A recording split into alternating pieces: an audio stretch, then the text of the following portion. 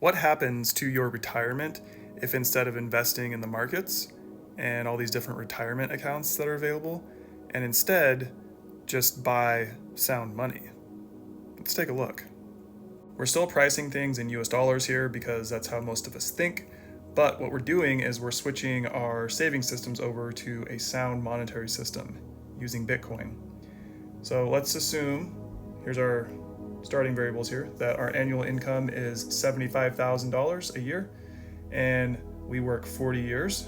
And over those 40 years, we're just saving money. We're not investing anything because maybe that's kind of complicated and you have all these things to juggle.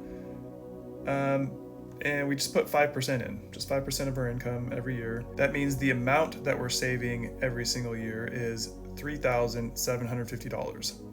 So with a compound annual growth rate of 20%, which is pretty conservative for Bitcoin's history, let's take a look at what we got here. So after 10 years, you'd be at $0.1 million just by saving 5% of your income. And then in 20 years, you'd be at $0.8 million. But at 30 years, the compound growth rate is starting to kick in, and you're going to be sitting at $5.3 million. But if you work the full 40 years, you're going to be sitting at $33 million at retirement in purchasing power.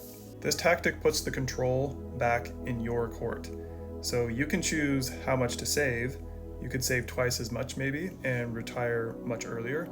You could decide to maybe only work 30 years because you think, hey, like 5.3 mil, that's plenty for me to retire on. I don't need to work another 10 years of my life. So it gives you a lot more options, and without the complexity and the stress of worrying about what the market is going to be doing, because you are buying sound money that over time increases in value. This is just a basic example to show you that things don't need to be as complicated as they are financially. We can simply save over time and be responsible and have plenty to enjoy life with after we're done working.